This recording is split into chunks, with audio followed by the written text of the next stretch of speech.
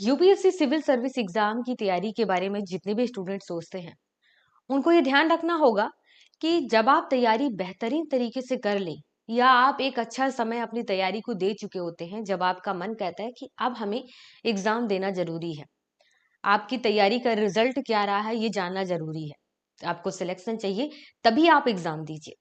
क्योंकि UPSC civil service exam में आप अनलिमिटेड बार एग्जाम नहीं दे सकते हैं, इसमें अटेम्प्ट होते हैं और आपकी कैटेगरी के अकॉर्डिंग तो अटेम्प्ट चेंज होते रहते हैं। अगर आप जनरल में आते हैं तो आपका और भी ज्यादा नुकसान होता है अगर आप लगातार एग्जाम देते हैं तो, और आपकी तैयारी बेहतरीन नहीं रहती है।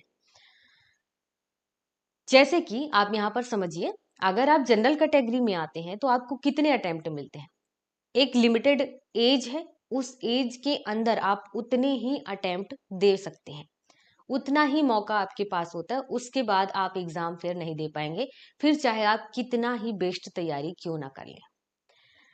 देखिए यहाँ पर जो लोग सामान्य जनरल कैटेगरी में आते हैं उनके पास 6 अटेम्प्ट होते हैं। जनरल वालों में जो आते हैं उनके पास 6 अटेम्प्ट होते हैं। जो लोग ओबीसी में आते हैं उनके पास 9 अटेम्प्ट होते हैं। जो लोग SC ST में आते हैं उनके पास अनलिमिटेड अटेम्प्ट होते हैं।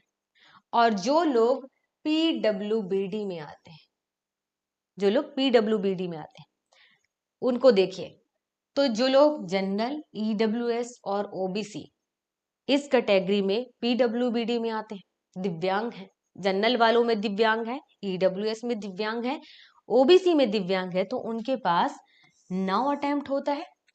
और जो लोग SC ST हैं और दिव्यांग है तो उनके पास अनलिमिटेड है। अब ये मत सोचिएगा यहाँ पे कि SC ST वाले हैं तो अनलिमिटेड का मतलब है कि जिंदगी भर, नहीं। यहाँ पर एक और चीज है जो इम्पोर्टेंट है आपको जानना, कि आपको कहा गया है कि आप एक निश्चित एज तक ही इस एग्जाम को दे पाएंगे। जैसे कि कहा जाता है कि मिनिमम एज आपकी होनी चाहिए 21, और आप जनरल में अगर आते हैं तो आपकी एज होनी चाहिए 32। इस एज के अंदर ही आपको यूपीएससी सिविल सर्विस एग्जाम की तैयारी करनी होती है, इसी एज के अंदर आपको एग्जाम देना होता है।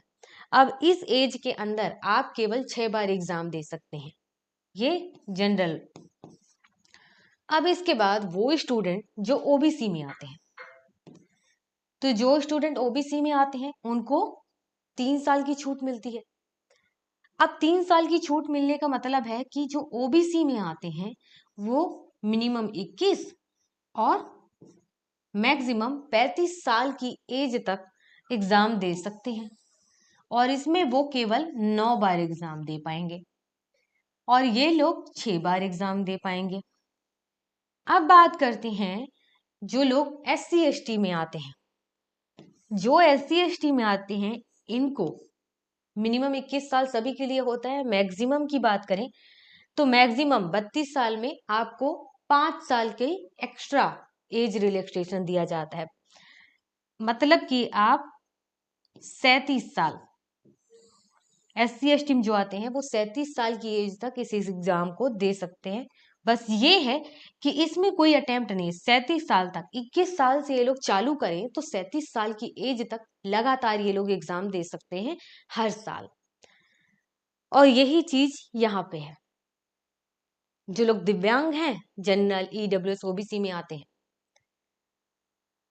तो उनके लिए 9 और अनलिमिटेड है SC ST वालों के लिए। यहाँ पर एज भी मायने रखता है आपके अटेम्प्ट के साथ।